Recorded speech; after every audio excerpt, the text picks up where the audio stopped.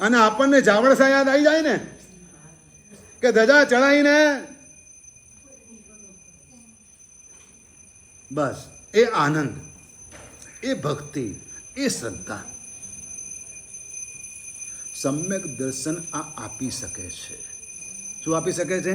સમ્યક દર્શન આ આપી શકે છે. સમતા, કોઈ હાઈવો નહીં, કોઈ હાઈવો નહીં, કોઈ રોકકળ નહીં, કોઈ રોકકળ નહીં. સંવેગ મોક્ષની ઈચ્છાની વાત છે. આપણે શેની વાત છે? મોક્ષની તલપની વાત છે. સમ્યક્ત્વી આત્માનું બીજું લક્ષણ છે એના જીવનમાં, એના મનમાં મોક્ષની તલપ હોય. જેમ ચાની તલપ હોય ને એવી. 10 વાગે એટલે વળી પાછો, કોઈક વેપારી એટલે વળી પાછો કટિંગ, વારે ઘડી કોઈક મહેમાન આવે એટલે વળી પાછો. દિવસમાં 10 કપ પી જાય. ચાલુ તલપ એવી છે. ઉઠતાની સાથે બેડટી જોઈએ, પથરીમાં ચાવી જેવી જોઈએ. લે ઘણા કેટલાક એવા હોય, ઘણાને આદત એવી હોય, એના વગર મગજ જ ના ચાલે એનું. આને તલપ કહેવાય. એવી મોક્ષની તલપ કે મારે મોક્ષે જવું છે. બોલો વિચાર કે ચા ક્યારે મળે, ચા ક્યારે મળે. જ્યારે ક્યાંય પણ જાય પેલો કેટલી શોધે. શું કરે?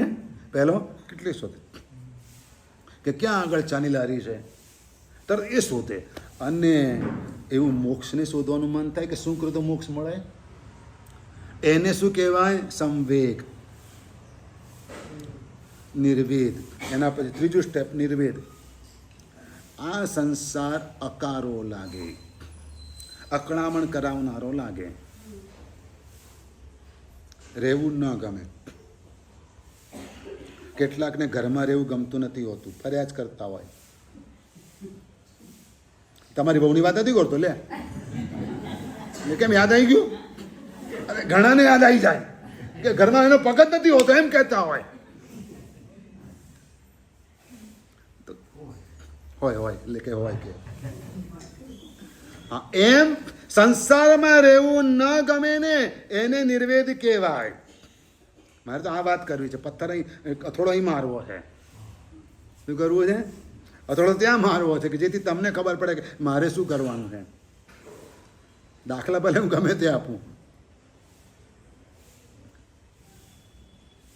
ભૈવમ ભવનિવ્યો માગે ભવ વિરહવરમ દેહી મે દેવી સારમ. કોણ માગે છે? હરિભદ્ર શ્રી મહારાજ માગે છે. ભવ વિરહ માગે છે. શું માગે છે? ભવ વિરહ, કે આ સંસારથી જલ્દી છૂટવું એ મને આપો. જય વિરહ એમાં શું માગવાનું છે? ભૈવમ ભવ નિર્વેયો, ભવ નિર્વેદ અમને આપો. શું માગો છો રોજ? પણ હજુ અર્થ નથી આવડ્યા ને. કર્યા છે પણ આવડ્યા નથી. જય વીરાના અર્થ કર્યા છે ખરા, પણ હજુ પચ્યા નથી, આવડ્યા નથી, ઉતર્યા નથી. ભવ નિર્વેદ માંગો છો ભગવાનની પાસે. રોજ જય વીરાય બોલીને, રોજ ચૈતવંદન કરતા કરતા. દેવવંદનમાં જય વીરાય કેટલી વાર આવે? અડધા તો અડધા. કેટલી વાર આવે? નમુત્રણમ કેટલી વાર આવે?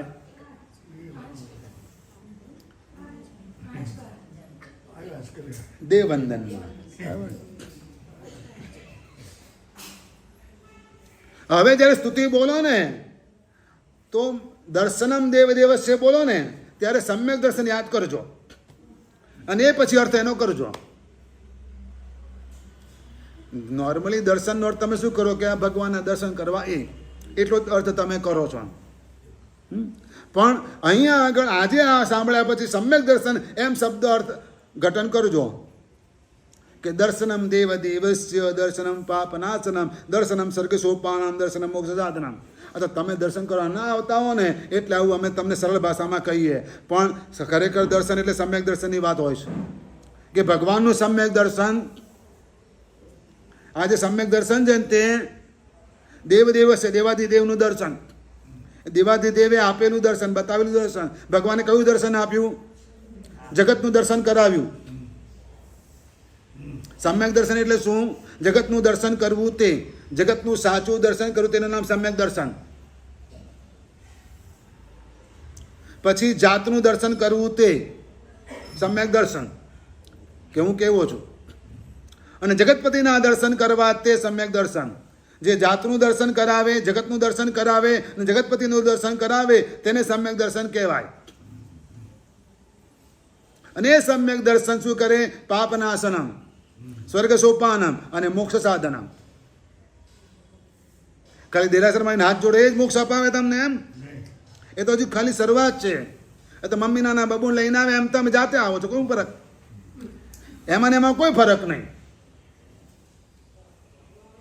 તમે જાતે આવો અને માં નાના બાળકને લઈને આવે એ બેનામાં તફાવત શું? કશો નહીં.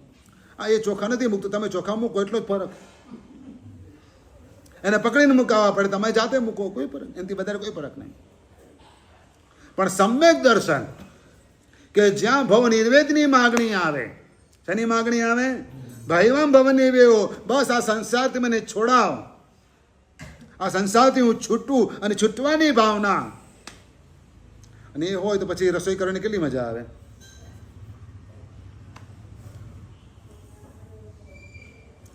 સંસારથી છૂટવાની ભાવના હોય તો પછી ગરબા રમવાની કેટલી મજા આવે.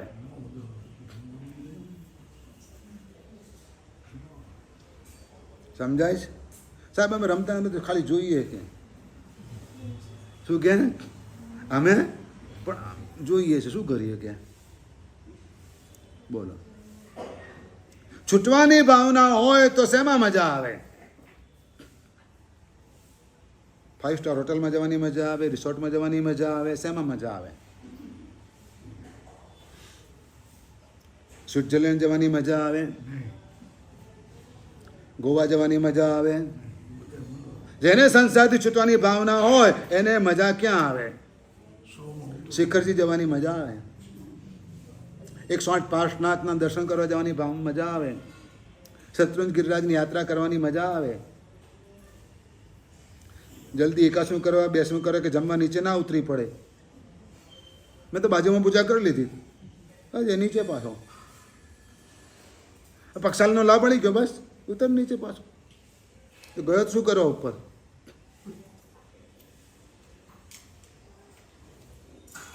મજા શેમાં આવે? જેને સંસારથી છૂટવું જ છે, છૂટવાની જ તમન્ના છે, છૂટવાની જ ભાવના છે, જેને મોક્ષે જ જવું છે, એને આનંદ શેમાં આવે? સામયિક કરવામાં આવે, ફરવા જવામાં ના આવે, ગપ્પા મારવામાં ના આવે, ટીવી જોવામાં ના આવે. એને મજા શેમાં આવે? સમ્યક દર્શન શું એ મારે તમને ફીટ બેસાડવું છે. કમસે કમ આ ભાવમાંથી એટલું લઈને જવું છે અને આ ભાવ પહેલો ભાવ ગણાય એવા સંકલ્પ સાથે આરાધના કરવી છે. અહીંથી મહાવિદ્યમાં જવાય ના જવાય, દેવલોકમાં જવાય ને કોઈ ફરક નથી પડતો. ભલે નરકમાં જવું પણ અહીંથી ચિંતા નહીં, ચાલશે ચાલશે. નરકમાં જવાની તૈયારી છે, પણ આ ભાવ પહેલો ભાવ ગણાય તો બસ બધી છૂટ, તો બધું મંજૂર. તિર્યંચમાં જવું પડે, કૂતરા બલાડા થવું પડે તોય ચાલે, પણ અહીં આ ભાવ પહેલો ભાવ ગણાવવો જોઈએ. બોલો મંજૂર છે?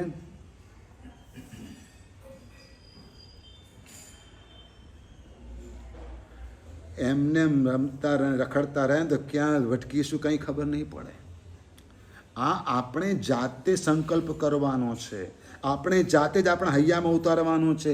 અમે તો માત્ર નિમિત્ત બનીએ. આજે બોલીશું, કાલે બોલીશું નહીં, બંધ થઈ જશે વ્યાખ્યાન. આજે ટોપિક એટલે આજે આ ભાવ જાગ્યા એટલે આટલું બોલું, નહીં તો આ પણ ના નીકળે મારા મોઢામાંથી, ના નીકળે. ભવ નિર્વેદ, સંવેગ નિર્વેદ, અનુકંપા.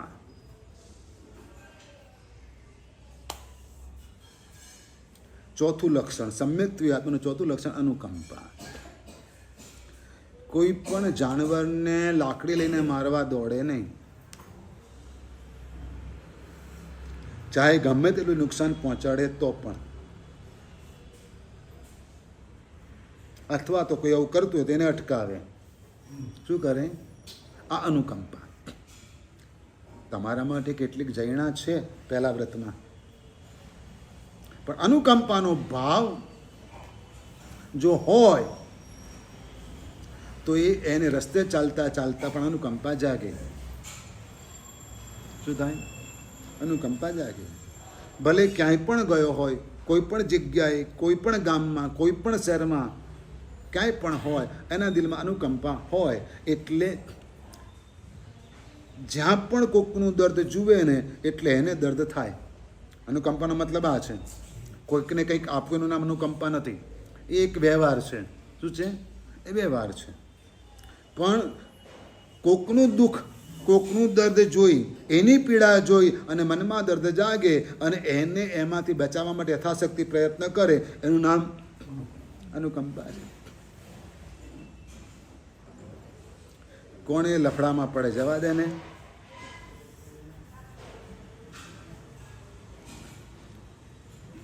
આવું તો આપણા માટે પણ કોઈ કરી શકશે ને. આપણો વાર હોય ત્યારે કોઈ આપણા માટે એવું નહીં બોલે. કોણે લફડામાં પડે જવા દે ને. પણ અનુકંપા હોય. સમ્યક્ આત્માના જીવનની અંદર આ અનુકંપાનું એક લક્ષણ હોય. એના મનમાં આવી ભાવના હોય, અનુકંપા.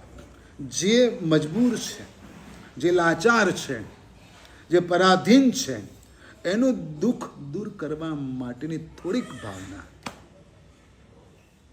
એને ટોટલી એને બચાવી શકવાના નથી, ટોટલી લાઈફ ટાઈમ એને સાચવી શકવાના નથી. હા, પણ એક રોટલી કૂતરાને માટે બને તો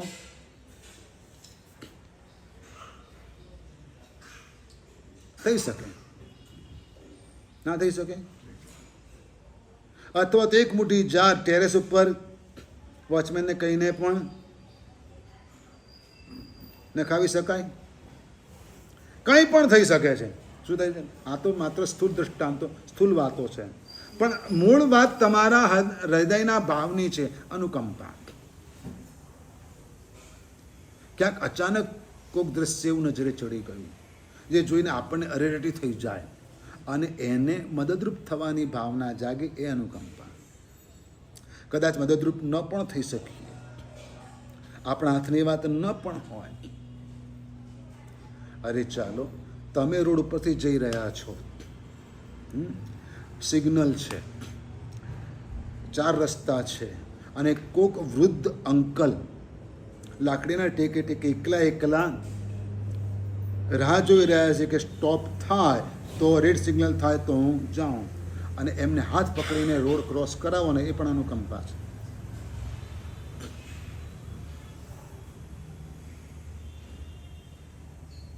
શું વાંધો છે? તમારું શું ઘસાઈ ગયું? શું લૂંટાઈ ગયું? તમારી પાસે મેડિક્લેમ છે, બધાની પાસે નથી. હોસ્પિટલમાં જેટલા પણ આવે બધાની પાસે મેડિક્લેમ નથી હોતા. તમને સ્પેશિયલ રૂમ મળી શકે છે, એને જનરલ વોર્ડમાં પણ જગ્યા નથી મળતી. તમને એમ્બ્યુલન્સની 108 મળી શકે છે, એને તો જોડીમાં નાખીને લાવવા પડે છે. નથી થતું? આ નથી જોતા આ બધું? તમને તો હોસ્પિટલની કેન્ટીનમાંથી ફૂડ મળી શકે છે, તમારા ઘરેથી ટિફિન આવી શકે છે. એમને તો ભૂખ્યા હોસ્પિટલની બહાર પડ્યા રહેવું પડે છે. અને અંદર પણ દવાના પૈસાની તો ખાવાના પૈસા ક્યાંથી લાવે? ક્યારેક તમે કોકની ખબર કાઢવા ગયા હો, સગાવાલાની, અને કોક આવું દેખાઈ જાય ને તો સફરજન લાવીને 4 આપી દેજો ને કોક ગરીબને, કોક ગરીબ દર્દીને. આ અનુકંપા. આનું નામ અનુકંપા કહેવાય. એ અનુકંપાનો ભાવ સતત હૈયામાં રહે, એનું નામ સમ્યક દર્શન. સમ્યક આત્માનો વ્યવહાર આવો હોય દુનિયાની સાથે, લોકોની સાથે, અન્ય જીવોની સાથે. અને છેલ્લી વાત આવે શ્રદ્ધાની. કઈ વાત આવે? શ્રદ્ધા ક્યાં આવે? આ શ્રદ્ધા હોય ઉપરનું 4 વસ્તુ હોય ને હોય જ. આ સમ્યક્ત્વના લક્ષણ છે. શું છે? આ સમ્યક્ત્વના લક્ષણ છે. પણ સમ્યક્ત્વના દૂષણ પણ છે 5. આ 5 લક્ષણ થયા, પણ 5 દૂષણ પણ છે. શંકા કંક વિગિચ્છા પ્રશંસો તો સંથો પુલિંગેશુ સંમત સૈયારે પડિક્કમે. પરમાત્માના વચનમાં શંકા કરવી લક્ષ્મણા સાધ્વીજીની જેમ એ દૂષણ છે. શું છે? શંકા. અન્ય ધર્મની ઈચ્છા કરવી. આના કરતા આમનો ધર્મ બહુ સારો, આપણે એ ધર્મમાં ગયા હોત તો.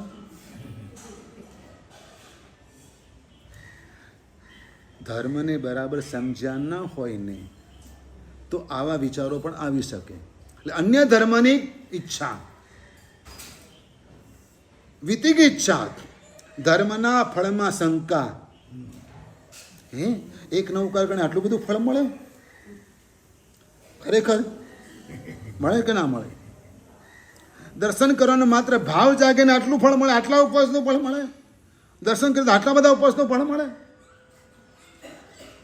શંકા. આ ધર્મના ફળમાં શંકા, વિતિગિચ્છા. ખરેખર એવું થાય? આવી જે ભાવના જાગે ને તો એ સમ્યક્ત્વનું દૂષણ કહેવાય. પ્રશંસા, અન્ય ધર્મની પ્રશંસા કરે. હો, જોયું એ લોકોમાં તો કેવું છે બધું.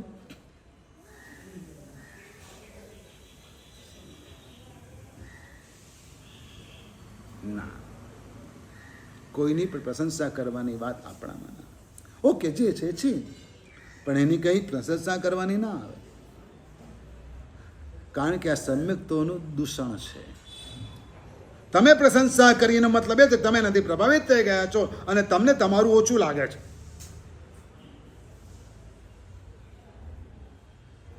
એના કરતા જ વાત પોઝિટિવલી જુઓ તો કે આટલી સંખ્યામાં આટલા બધા દેરાસરો કોઈ ધર્મમાં દેખાય છે?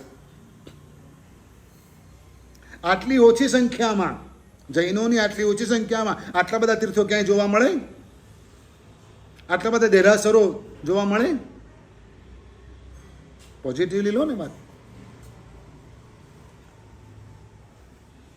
જ્યારે આપણે ચર્ચા કરવા બેસીએ ત્યારે આખી જુદી વાત છે, પણ જ્યારે બહાર વ્યવહારમાં હોઈએ ને ત્યારે આ વાતને ધ્યાનમાં રાખવાની છે. અન્ય ધર્મની પ્રશંસા. અને બીજું બહુ મોટો પ્રોબ્લેમ છે આજના સમાજમાં, આજના કાળમાં, અન્ય ધર્મની સાથે રહેવું.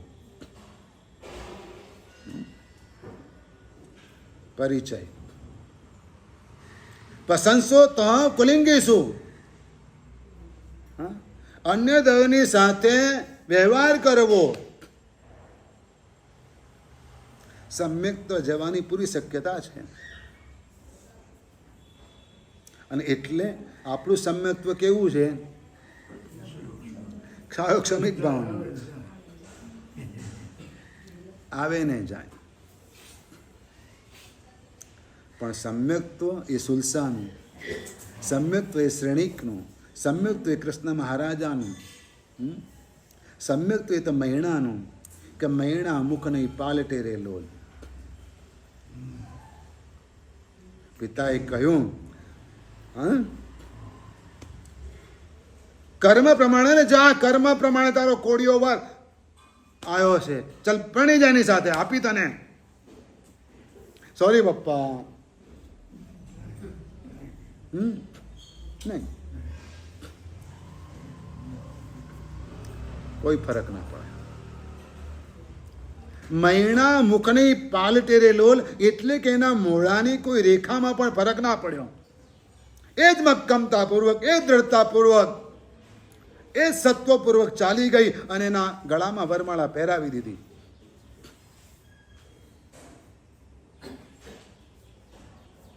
વિચાર તો કરો. રાજમહેલમાંથી રોડ ઉપર આવી ગઈ, કોઈ ફરક ના પડ્યો. અને આપણી લાઈફમાં કંઈ પણ થોડું ઓછું વધારે થાય તો છોકરાનો ફોન ના આવે તો ખબર પૂછવા રડો કે ના રડો? કેમ? ક્યાં ગયું સમ્યક તો તમારું?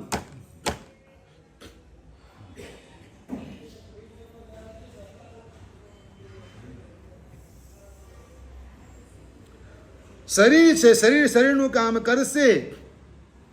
હા, અને કદાચ અટક્યું તો રડવાનું શું કરવા? સ્વીકારી લો, એ એનું કામ કરે, એનો ધર્મ છે. હા, બગડવાનું જ છે, સડવાનું જ છે, ગળવાનું જ છે, અટકવાનું જ છે. શું કરો રડવાનું? એક બેન સ્પેશિયલ મુંબઈથી આવ્યા, મને કે સાહેબ ચાલતી કરી દો. મને કહે, મેં કીધું ડૉક્ટર નથી. મેં તો ફિઝિયોથેરાપિસ્ટ પાસે તમારે જવું પડે. કોની પાસે જવું પડે? તમારે ચાલતા થવું તો કોની પાસે જવું પડે? હું એટલું કહીશ કે જે છે એને સ્વીકારી એને ધર્મ ચાલુ રાખો, વાત પતી ગઈ. જે પોઝિશન આવી છે કર્મને કારણે એને સ્વીકારી લો અને ધર્મ આરાધના જે શક્ય હોય બધી કરો. આ નહીં ને આ એકાસનું નથી થતું, 4 વખત દવા લેવી પડે છે, કોઈ વાંધો નહીં, તું 4 સામાયિક કર. 10 બાથી 9 કરવાળી ગણ. દેવસર નથી જવાતું, કોઈ વાંધો નહીં, ઘરે બેસીને સાથીઓ કર, ઘરે બેસીને ચૈતવંદન કર, ઘરે બેસીને દેવવંદન કર, ઘરે બેસીને 4 સ્તવન ગા. તો ઘરે બેઠી બેઠી તો 10 ફોન જ કર્યા કરે નવરી બેઠી બેઠી.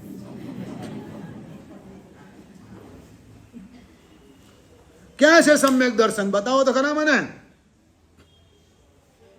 મૈણા મુખ નહીં પાલટે રે લોલ. હા, મૈણા મુખ નહીં, એના મોણાની રેખામાં પણ કોઈ ફરક ના પડે. સીધી સીધી ચાલી જાય, બધા જોતા રહી જાય, બધા સન્નાટો આખી રાજસભામાં ચવાઈ ગયેલો હોય. એની માં પણ ઊભી ના થાય, એના બાપને રોકે નહીં. આ શું કરો છો તમે? સમ્યક તો તેની માં પાસે પણ હતું એવું. હા, કે આવી રીતે દીકરીને ખાડામાં નાખે છે બાપ. દેખીતી રીતે શું છે? અને માં તે વખતે ઊભી પણ થતી નથી, રોકતી પણ નથી. સ્વામીનાથ, આ શું કરો છો? છોકરીને જાણી જો ખાડામાં નાખો છો. એની જિંદગીની તમને કઈ પડી છે કે નથી પડી? નહીં. માં પણ એવી સમ્યક્ત્વી હતી અને એટલે દીકરીને ધર્મની કળા પણ શીખવાડી હતી. સ્ત્રીઓની 64 કળાની સાથે ધર્મની 65મી કળા પણ દીકરીને શીખવાડી હતી કે દીકરી જે કરે છે એ સાચું જ કરે છે. એટલે માં રડતી નથી, માં પણ નથી રડતી, એ એમને સ્વસ્થ બેઠી છે. જુએ પ્રેક્ષક જુએ છે બસ. હવે અત્યારે કંઈ બોલવા જેવું નથી. જો બોલીશ તો વાત વધારે બગડશે. હા, પણ પરિણામ જુઓ પછી તમે, પછીના રિઝલ્ટ જુઓ. તો આને સમ્યક્ત્વ કહેવાય. એ સમ્યક્ત્વની સ્પર્શના આપણને આ જન્મમાં થવી જોઈએ. અને કેવી? અમે છે ને ગોળીજીતથી મુંબઈમાં બોરા બજાર ફોર્ટના દેરાસરે વિહાર કરીને જતા હતા. વિહાર અમારો ઓલવેઝ સવારે જ હોય, એટલે મોટાભાગની દુકાનો બધી બંધ હોય. બરાબર. હવે બંધ હોય ને તો હવે ચાલતા ચાલતા જતા હોય તો ક્યારેક ક્યારેક આમ તેમ નજર પડે, બોર્ડ ઉપર નજર પડતી જાય. શું થાય? બોર્ડ ઉપર નજર પડતી જાય. પણ બોર્ડ ઉપર તો માત્ર દુકાનની જાહેરાત હોય, પણ શટર ઉપર કંઈક જુદું લખેલું પણ હોય, ત્યાં જાહેરાત હોય. તે એક દુકાનના શટર ઉપર મારી નજર પડી. લખેલું હતું, બહુ સરસ મજાનું વાક્ય હતું, અહીંયા બરાબર ફિટ બેસે છે. એ દુકાન એ જમાનામાં સાડી રંગવા વાળાની દુકાન હતી. કોની દુકાન હતી? સાડી રંગવા વાળાની, રંગારેની દુકાન હતી.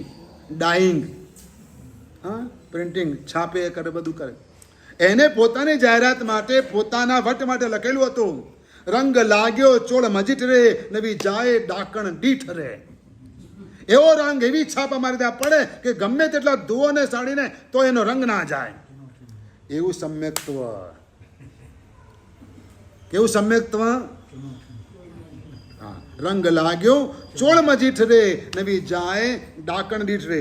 પડી પટોળે ભાત, પાટણવાળા, હા, પડી પટોળે ભાત, ફાટે પણ ફીટે નહીં.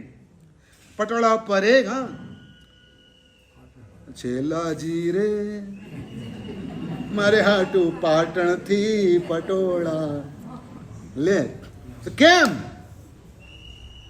કે છાપ પડે ને તો કપડું ફાટી જાય, પણ એ છાપ ના જાય. એ હાથથી કરેલી મહેનત હતી. આજે તો મશીનરી આવી ગઈ, હા, પદ્ધતિ બદલાઈ ગઈ, પણ એ છાપ એવી. તો એવી છાપ અહીંથી આપણે લઈને જવું છે. અહીં બેઠેલા અને આ શાસનમાં જોડાયેલા કોઈ પણ રીતે એ બધા છાપ લઈને ભવાંતરમાં પહોંચે, એ જ મંગળકામના સાથે પ્રવચન પૂર્ણ કરું. હા, ભાગ્યશાળી આવતીકાલે રવિવાર. જે બાળકો, નાના બાળકો, નાની ઉંમરવાળા બાળકો આઈએમ બિલ કરશે એમને સ્પેશિયલ ગિફ્ટ આપવામાં આવશે તૃપ્તિબેન તરફથી. બરાબર છે. એવી રીતે હજુ વ્યાખ્યાન ચાલુ છે પૂનમ સુધી. પછી છઠના દિવસે રવિવારે મેળાવડો અને શત્રુંજય તપના એકાસના. આ બે વસ્તુ. જેણે જેણે શત્રુંજય તપ ચાલુ છે એ બધાએ પેઢીમાં પોતાના નામ પહેલાં લખાવવાના, જેથી ભવિષ્યમાં, હું આજના માટે નથી કહેતો, ભવિષ્યની અંદર કોઈને પણ આવી ભાવના જાગે તો ખરેખર આ સંઘમાં શત્રુંજય તપ કેટલા છે એની ખબર ટ્રસ્ટીઓને, કાર્યકર્તાઓને હોવી જોઈએ. જેથી ભવિષ્યમાં કોઈકને આ લાભ લેવાનું મન થાય, આવા એકાસના કરવાનું મન થાય તો ખબર પડવી જોઈએ.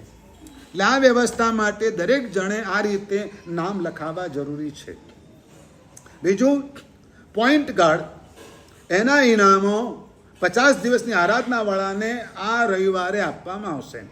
જેમણે 120 દિવસના પોઈન્ટ કાર્ડ ભર્યા છે, હા, આ બહેનોનું પણ 50 દિવસનું હોય તો 4 મહિનાનું હશે તો એમનું ઇનામ 84-14 આપવામાં આવશે. અને એના કાર્ડ જ્ઞાન પાંચમ સુધીમાં અહીં પહોંચાડવાના રહેશે. બરાબર? એટલે 4 મહિનાનો હિસાબ પૂરો. ઠીક છે. કહેવાનો મતલબ કે આ રીતે દરેકે ઉપયોગ રાખવો. અને પછી દિવાળીમાં 4 દિવસ ઉત્તરાયણ સૂત્ર પર વ્યાખ્યાન થશે. 12, 13, 14 અને અમાસ. બેસતા વર્ષે માંગલિક જે ચડાવવા વગેરે સંજ્ઞા હશે એ બધી જાહેરાતો ગ્રુપમાં મૂકવામાં આવશે, બોર્ડ ઉપર લખવામાં આવશે. હા,